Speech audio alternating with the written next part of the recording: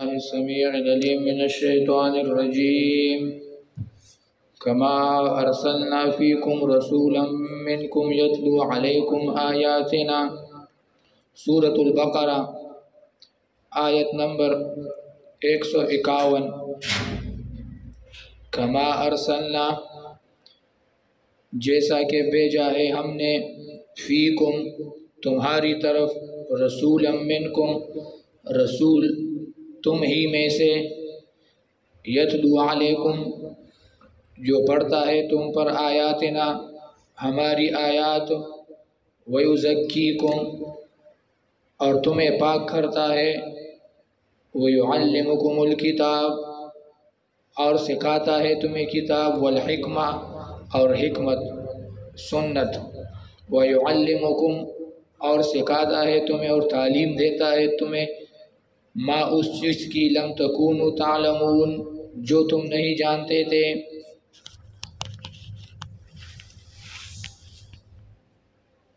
یہ آیت یہ بھی ما قبل سے متعلق ہے کہ رسول اللہ صلی اللہ علیہ وسلم اس کی رسالت کا تذکرہ ہے جو ایک نعمت تھی مسلمانوں کے لیے، بلکہ تمام عالم اسلامی عالم انسانیت کے لیے رسول اللہ صلی اللہ علیہ وسلم وہ ایک نعمت بن کر آئے تھے۔ تو اس کا تذکرہ اللہ رب العزت وہ فرما رہے ہیں کما ارسلنا، اقوال اس میں یہ ہیں کہ یہ ما قبل اتمام نعمت اس کے ساتھ متعلق ہے وَلِأُتِمَّ نِعْمَتِي عَلَيْكُمْ اس کے ساتھ یہ آیت بھی متعلق ہے، اور کاف یہاں پر تشبیہ کے لیے ہے۔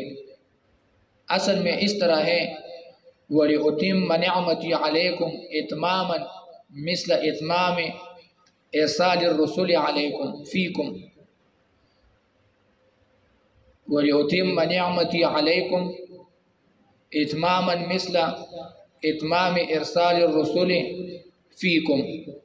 تو اصل عبارت یہاں پر اس طرح بن جائے گی، تو پھر یہ اتمام نعمت یہ مشبہ اور ارسال الرسول یا ارسال الرسول یہ مشبہ بھی ہی بن جائے گا۔ مقصد یہ ہو جائے گا کہ جس طرح اللہ رب العزت نے ارسال رسول صلی اللہ علیہ وسلم اس کو مبعوث کیا ہے، یہ ایک نعمت ہے، تو اسی طرح اللہ رب العزت وہ اپنی اتمام نعمت تم پر چاہتا ہے۔ تو یہ قبلہ یہ بھی ایک نعمت ہے، تو ارسال الرسول صلی اللہ علیہ وسلم یہ الگ نعمت کی مستقل، اور تحویل قبلہ اور کعبہ کو قبلہ بنانا یہ الگ مستقل وہ نعمت بن جائے گی۔ اور دوسرا قول یہ ہے کہ یہ لعلکم تہتدون اس کے ساتھ متعلق ہے، تو اصل میں پھر عبارت اس طرح ہے کہ وَلَعَلَّكُمْ تَهْتَدُونَ اهْتِدَاءً مِثْلَ إِرْسَالِ الرَّسُولِ فِيكُمْ وَلَعَلَّكُمْ تَهْتَدُونَ اهْتِدَاءً مِثْلَ إِرْسَالِ الرَّسُولِ فِيكُمْ کہ اللہ تعالیٰ نے جس طرح رسول صلی اللہ علیہ وسلم اس کو بھیجا ہے، تو اسی طرح اللہ رب العزت تمہاری ہدایت بھی چاہتا ہے، تو یہ اس کے ساتھ متعلق ہو جائے گی۔ پھر یہاں پر ہدایت مشبہ اور ارسال الرسول یہ مشبہ بھی ہی بن جائے گا۔ اور تیسرا قول یہ ہے کہ یہ وَكَذَلِكَ جَعَلْنَاكُمْ أُمَّةً وَسَطًا اس کے ساتھ متعلق ہے کہ اصل میں اس طرح ہے کہ وَكَذَلِكَ جَعَلْنَاكُمْ أُمَّةً وَسَطًا جَعَلًا مثل ارسال الرسول تو وہی اس کے ساتھ متعلق ہو جائے گا۔ اور یا اگلا قول یہ مفسرین کا کہ یہ ما بعد ذکر فاذکرونی اذکرکم اس کے ساتھ یہ متعلق ہے۔ تو مقصد یہ ہوگا کہ جیسے اللہ رب العزت نے ارسال الرسول رسول صلی اللہ علیہ وسلم اس کو بھیجا ہے، رسول اللہ صلی اللہ علیہ وسلم کو بھیجا ہے، تو اسی طرح تم میری ذکر بھی کیا کرو، یعنی میں نے تمہیں ارسال الرسول کے ساتھ یاد کیا ہے، میں نے تمہیں یاد کیا ہے ارسال رسول پر، تو تم مجھے ذکر سے یاد کرو۔ تو پھر یہاں پر ذکر مشبہ اور ارسال الرسول وہ مشبہ بھی ہی بن جائے گا۔ تو یہ مختلف اقوال ہیں اس کی اعراب میں، کما ارسلنا کا، اور بعض کے مطابق یہاں پر یہ کاف یہ تشبیہ کے لیے نہیں ہے، بلکہ یہ کاف تعلیل کے لیے ہے، اور ما بعد ذکر کے ساتھ یہ متعلق ہے۔ تو اصل میں مقصد یہ ہو جائے گا کہ اللہ رب العزت وہ پھر یہ علت ہے کہ میری ذکر کرو، مجھے یاد کرو، فاذکرونی، کیوں؟ کما ارسلنا فیکم رسولا، کیونکہ میں نے تمہاری طرف رسول بھیجا ہے۔ تو پھر یہ ذکر کے لیے علت بن جائے گی کہ ذکر اللہ تعالیٰ کی کیوں کرو؟ اس لیے کرو کہ اللہ رب العزت نے رسول بھیجا ہے تمہاری طرف، تو اس کا شکر ادا کرنے کے لیے اللہ رب العزت کا ذکر وہ کیا کرو، یہ مقصد پھر بن جائے گا۔ کما ارسلنا، جیسا کہ بھیجا ہے ہم نے تمہاری طرف، فیکم تمہاری طرف، پھر یہ خطاب فیکم یا تو اہل مکہ کو ہے کہ اہل مکہ قریش، ان میں سے ان کو اللہ رب العزت نے وہ رسول اللہ صلی اللہ علیہ وسلم بھیجا ہے، لیکن پھر رسول اللہ صلی اللہ علیہ وسلم کی رسالت وہ قیامت تک عام ہے۔ پہلے خاص وہ اہل مکہ قریش کی طرف رسول اللہ صلی اللہ علیہ وسلم بھیجا گیا تھا، لیکن پھر قیامت تک رسول اللہ صلی اللہ علیہ وسلم کی رسالت وہ عام ہے، بعثت الی الناس کافہ۔ اور پھر یہاں پر رسولن، یہ رسولن نکرہ لائی گئی ہے تعمیم کے لیے اور تاکید کے لیے، اور دوسرا تعظیم کے لیے کہ اس میں تعظیم ہے تاکہ یہ مابعد جو صفات آ رہی ہے رسول اللہ صلی اللہ علیہ وسلم یہ اس پر حمل ہو سکے، تو اس لیے یہ نکرہ لائی گئی ہے تعظیم کے لیے، تاکید کے لیے اور عموم کے لیے۔ منکم، پھر رسولا منکم، رسول اللہ صلی اللہ علیہ وسلم یہ رسول ہے، اور فیکم اے اہل مکہ تمہاری طرف بھیجا گیا ہے، یا فیکم اے تمام انسانوں قیامت تک تمہارے لیے بھیجا گیا ہے، اور رسولا او منکم تم ہی میں سے ہے، تو اس میں بشریت رسول اللہ صلی اللہ علیہ وسلم کو اشارہ ہے کہ یہ بشر ہے، اور منکم دوسرا عربی ہے، کیونکہ منکم میں اہل مکہ کو خطاب ہے جو عرب تھے، تو معلوم ہوا رسول اللہ صلی اللہ علیہ وسلم وہ بھی عربی ہے، تو اس لیے رسول اللہ صلی اللہ علیہ وسلم کے بارے میں یہ تین عقائد، یہ بہت اہم عقائد ہے، ان میں سے ایک عقیدہ وہ بھی انسان چھوڑ دے تو انسان بہت نقصان میں واقع ہوگا۔ مثال کے اول عقیدہ کہ فیکم رسول اللہ صلی اللہ علیہ وسلم تمام انسانوں کے لیے رسول ہے، فیکم، اور رسول صلی اللہ علیہ وسلم رسول ہے، یہ رسالت رسول اللہ صلی اللہ علیہ وسلم یہ اس کی صفت ہے، اس پر ایمان لانا ہوگا۔ اور تیسرا منکم رسول اللہ صلی اللہ علیہ وسلم بشر ہے، منکم میں دو اشارے ہیں، بشریت رسول اللہ صلی اللہ علیہ وسلم اور عربیت رسول اللہ صلی اللہ علیہ وسلم کے۔ تو کیا مقام اس کا کیا ہوگا؟ یتلو علیکم آیاتنا، جو پڑھے گا اور تلاوت کرے گا تم پر آیاتنا ہماری آیات، وَيُزَكِّيكُمْ اور تمہیں پاک کرے گا، تمہیں پاک کرے گا، اور یا تمہیں پاک کرتا ہے، یُزَكِّيكُمْ یہاں پر تزکیہ کو پھر مقدم کیا گیا ہے، جبکہ ابراہیم علیہ السلام کی جو دعا پہلے ایک نقل تھی ربنا وابعث فیہم رسولا منہم، اس میں وہاں پر تعلیم مقدم تھی، یہاں پر تزکیہ مقدم ہے، وہاں پر تعلیم مقدم تھی۔ اس کی وجہ یہ ہے کہ اصل میں مفسرین کے مطابق تزکیہ دو قسم کا ہے، ایک تزکیہ وہ ہے کہ جس کی وجہ سے انسان کو افضلیت برتری وہ مل جائے، اور دوسری تزکیہ وہ ہے کہ نفس تطہیر عن الشرک والذنوب، انسان کو صرف شرک اور گناہوں سے پاک کرنا۔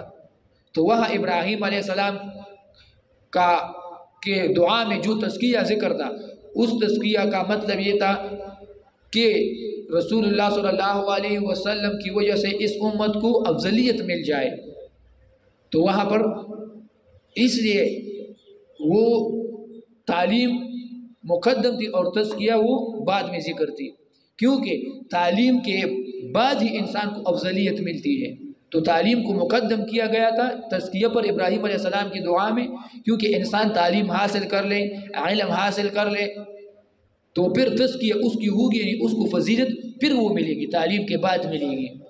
اور یہاں پر تزکیہ مقدم ہے کیونکہ یہاں پر نفس تزکیہ کا مطلب ہے تطہیر من الشرک والذنوب والاعمال والعقائد الفاسدہ والباطلہ، کہ انسان کو رسول اللہ صلی اللہ علیہ وسلم شرکیات، کفریات، باطل عقائد، اعمال، فاسد عقائد اور اعمال ان سے پاک کرے۔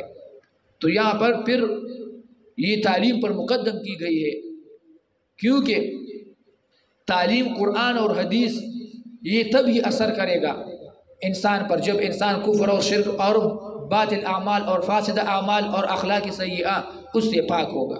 تو انسان کی باطنی طہارت اور پاکیزگی آ جائے تو تب ہی قرآن، احادیث اور وہی اس پر اثر انداز وہ ہوگی۔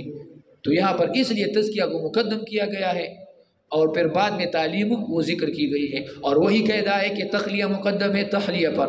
تو یزکیکم یہ تخلیہ ہے، اس میں طہارت ہے، باطنی طہارت، ظاہری اخلاق سیئہ سے اس سے طہارت، اور پھر تعلیم سے وہی مراد ہے۔ اور دوسرا فرق مفسرین نے یہ بیان کیا ہے کہ یہاں پر تزکیہ بمعنی ایمانی اجمالی، ایمانی اجمالی، اور تعلیم سے مراد یہاں پر ایمان تفصیلی ہے، اور ایمان اجمالی مقدم ہوتا ہے ایمان تفصیلی پر۔ تو یہاں پر وَيُزَكِّيكُمْ یعنی تمہیں ایمان اجمالی وہ سکھاتا ہے، اور پھر اس کے بعد ایمان تفصیلی اس کا تذکرہ وہ ہوگا۔ وَيُعَلِّمُكُمُ الْكِتَابَ، اور اجمال مقدم ہوتی ہے تفصیل پر۔ وَيُزَكِّيكُمْ وَيُعَلِّمُكُمُ الْكِتَابَ، اور سکھاتا ہے اور تعلیم دیتا ہے تمہیں کتاب کی۔ وَيُعَلِّمُكُمْ یہاں پر پھر فائدہ یہ ہے کہ یہاں پر یہ فعل وَيُعَلِّمُكُمْ اس کو دوبارہ معاد دو دفعہ لایا گیا ہے، ایک وَيُعَلِّمُكُمُ الْكِتَابَ وَالْحِكْمَةَ، اور دوسری دفعہ وَيُعَلِّمُكُمْ مَا لَمْ تَكُونُوا تَعْلَمُونَ۔ یہ یعلمو فعل یہاں پر دو دفعہ ذکر کیا گیا ہے، اس طرح ڈائریکٹ نہیں کہا گیا کہ وَيُعَلِّمُكُمُ الْكِتَابَ وَالْحِكْمَةَ وَمَا لَمْ تَكُونُوا تَعْلَمُونَ، بلکہ وَيُعَلِّمُكُمْ مَا لَمْ تَكُونُوا اس کے بعد یہ فعل دوبارہ معاد کیا گیا ہے۔ اس کی وجہ یہ ہے کہ اس میں اشارہ ہے کہ وَيُعَلِّمُكُمُ الْكِتَابَ وَالْحِكْمَةَ یہ الگ قسم کا علم ہے، علم ہے کتاب اور سنت کی، احادیث کی، قرآن کی۔ تو وَيُعَلِّمُ الْكِتَابَ الکتاب سے مراد قرآن وہی، اور الحکمہ سے مراد احادیث ہو جائے گی، اور وَيُعَلِّمُكُمْ مَا لَمْ تَكُونُوا تَعْلَمُونَ یہ دوبارہ وَيُعَلِّمُكُمْ اس میں اشارہ ہے کہ یہ ایک الگ قسم کی ایک اور علم ہے جو رسول اللہ صلی اللہ علیہ وسلم نے وہ بھی بیان کیا ہے۔ وہ علم کیا ہے؟ وہ دوسرا علم جو قرآن اور احادیث اس کے علاوہ ہے، مثال کے طور پر واقعات ما قبل امم کی اور مستقبل کے حالات قیامت تک جو رسول اللہ صلی اللہ علیہ وسلم نے بیان کی ہے۔ تو ما قبل امم کی بعض واقعات، بعض اسرائیلی روایات، جو اسرائیل میں جو واقعات وہ ہوئے تھے تو رسول اللہ صلی اللہ علیہ وسلم نے وہ بھی بیان کر دی ہے، اور قیامت تک جو حالات تھے وہ بھی رسول اللہ صلی اللہ علیہ وسلم نے بیان کی تھی۔ وَيُعَلِّمُكُمْ مَا لَمْ تَكُونُوا تَعْلَمُونَ یہ الگ قسم کا علم ہی ہے جو احادیث میں موجود ہے. تو اس لیے یہاں پر فعل یہ معاد کیا گیا ہے. اور دوسرا امام ابو حیان رحمہ اللہ اس کے مطابق وہ کہتے ہیں کہ یہ تعمیم بعد تخصیص ہے. وَيُعَلِّمُكُمُ الْكِتَابَ وَالْحِكْمَةَ یہ خاص تھی، اور وَيُعَلِّمُكُم مَّا لَمْ تَكُونُوا تَعْلَمُونَ یہ عام ہے. تو تعمیم بعد تخصیص ہے کہ عام علوم رسول اللہ صلی اللہ علیہ وسلم نے تم کو سکھائی ہے. مثال کے طور پر سیاست کے بارے میں رسول اللہ صلی اللہ علیہ وسلم اس کی تعلیمات ہیں، تو یہ عام ہو جائے گا.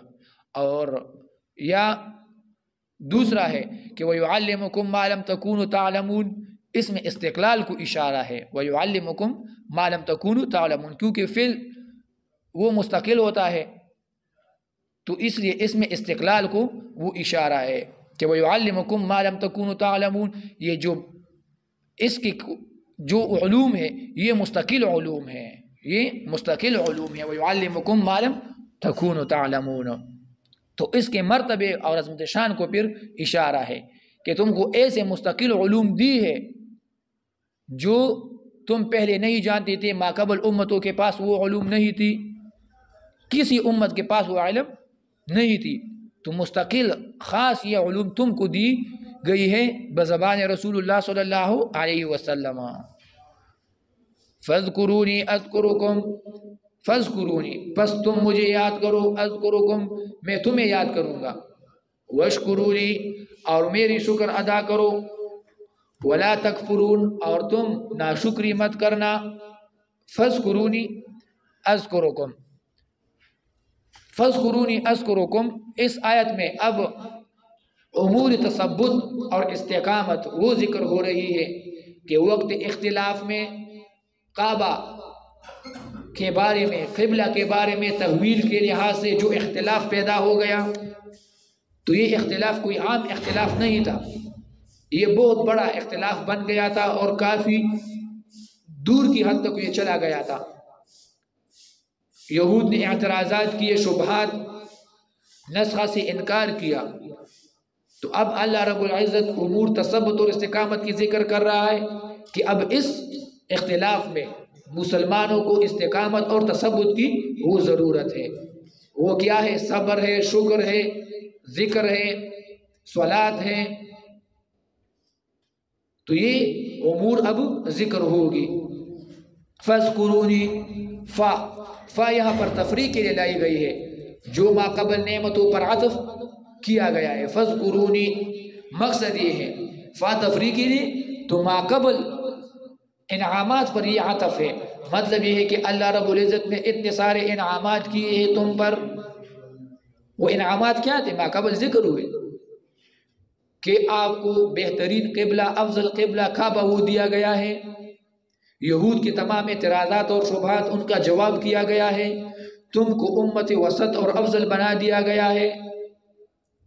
اور اس طرح اللہ رب العزت نے آپ کو حق عطا کیا ہوا ہے. الحق من ربک، وہ حق جو رب کی طرف سے ہے، اور اتمام نعمت وہ تم پر کی ہے ارسال رسول اور تحویل قبلہ کے لحاظ سے. تو ان انعامات کا اب شکر یہ ہے کہ اللہ رب العزت کا ذکر کرو، اللہ رب العزت کو یاد کرو، اس کو بھولنا مت. تو یہ ما قبل کے ساتھ یہ متعلق ہے کہ فاذکرونی ذکر کیا کرو، شکر اللہ رب العزت کا وہ ادا کیا کرو. فاذکرونی ذکر، اس کی کچھ وضاحت تو گزر بھی چکی تھی، لیکن ذکر میں ایک اور تقسیم ہے. ایک ذکر باللسان ہے اور ایک ذکر بالقلب ہے. ذکر بالقلب، ذکر بالقلب یہ ہے کہ منعم اللہ تعالیٰ ہے، اس نے جو انعامات کیے ہیں آپ کے دل میں اس کی عظمت ہونی چاہیے. ان انعامات کی عظمت، منعم اللہ تعالیٰ کی عظمت، یہ آپ کے دل میں ہونی چاہیے. اس انعام کو، ان انعامات کو آپ چھوٹا نہیں جانو گے بڑھ کے، بلکہ آپ کے ذہن میں، آپ کے دل میں ان کا تصور بہت ہی بڑا ہوگا. اور ایک ہے ذکر باللسان، زبان کے ساتھ حمد اور شکر کلمات ادا کرنا، اس کو کہتے ہیں ذکر باللسان. پھر ذکر باللسان اس میں یہ قاعدہ ہے کہ مفردات کا ذکر وہ نہیں ہے قرآن اور حدیث میں کہ مفردات اس کا ذکر انسان کرے، جیسے اللہ اللہ، ہو، یہ مفردات ہیں، مفردات کا ذکر نہیں ہے قرآن اور حدیث میں۔ لفظ اللہ کا ذکر مفرد یہ بھی نہیں ہے، بلکہ اضافت کرو گے اس کی، سبحان اللہ الحمدللہ، کسی چیز کی اضافت اس کی طرف اللہ کو کرو گے تو تب یہ ذکر بن جائے گا۔ تو اس طرح ذکر باللسان اس کے اپنے اس کا اپنا طریقہ ہے، کیونکہ یہ ذکر جو ہے یہ امر شرعی ہے، یہ عبادت ہے، اور عبادت اور امر شرعی یہ طریقے شرعی سے ہوگا، اور طریقے شرعی سنت میں رسول اللہ صلی اللہ علیہ وسلم اس کی موجود ہے۔ تو ذکر فَاذْكُرُونِي أَذْكُرُكُمْ فَاذْكُرُونِي أَذْكُرُكُمْ، مجھے یاد کرو میں تمہیں یاد کروں گا۔ اس کا مطلب مفسرین نے مختلف بیان کیا ہے کہ اذکرکم میں تمہیں یاد کروں گا، تو ایک تو یہ ہوا کہ فَاذْكُرُونِی میری طاعت کرو، مجھے یاد کرو طاعات کے ساتھ، اذکرکم میں تمہیں یاد کروں گا مغفرت کے ساتھ، میں تمہاری مغفرت کر دوں گا، بخشش کر دوں گا۔ دوسرا یہ ہے کہ فَاذْكُرُونِی بِالدُّعَا، مجھے یاد کرو دعا کے ساتھ، مجھ سے دعائیں مانگو۔ تو اذکرکم بالقبول، میں قبولیت سے یاد کروں گا، وہ تمہاری دعائیں قبول کروں گا۔ فَاذْكُرُونِی فِی الجَمَاعَةِ فِی جَمَاعَةِ النَّاسِ اذکرکم فی جماعت الملائکہ، مجھے یاد کرو لوگوں کی جماعت میں تمہیں ملائک کی جماعت میں یاد کروں گا۔ اور فَاذْكُرُونِی مجھے یاد کرو اکیلے میں، تمہیں اکیلے میں یاد کروں گا۔ تو یہ مختلف تعبیرات ہیں فَاذْكُرُونِی اذکرکم، لیکن سب سے افضل یہ ہے کہ فَاذْكُرُونِی بالطاعات، مجھے طاعت کے ساتھ یاد کرو، اذکرکم بالنعم، میں تمہیں انعامات والمغفرہ اور مغفرت کے ساتھ وہ یاد کروں گا۔ طاعت کرو، اللہ تعالیٰ کے انعامات اور زیادہ ہوں گے اور بخشش وہ نصیب ہوگی۔ وَاشْكُرُوا لِي، اور میرا شکر ادا کرو، وَلَا تَكْفُرُونَ، اور ناشکری مت کرو۔ وَاشْكُرُوا لِي، وَاشْكُرُوا لِي،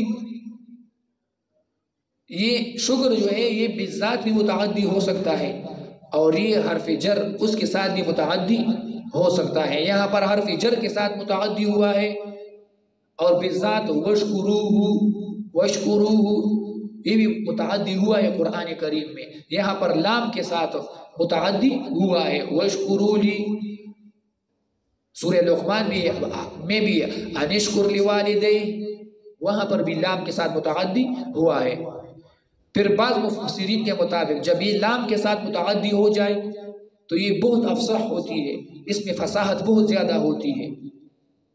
اور زمخشری کشاف اس نے ایک دوسرا قاعدہ بیان کیا ہے کہ جہاں پر یہ لام کو متعدی ہو جائے، لام کے ساتھ متعدی ہو جائے، تو وہاں پر ایک اور فعل مقدر ہوگا جس کو یہ بالذات متعدی ہوگا، اور پھر یہ لام کے ساتھ متعدی وہ ہوگا، تو پھر وہ جہاں پر لام کو یہ متعدی ہوتا ہے وہاں پر زمخشری دوسرا فعل مقدر نکالتے ہیں کہ وہاں پر یہ اس کو مقدر، اس کو بالذات متعدی ہوتا ہے۔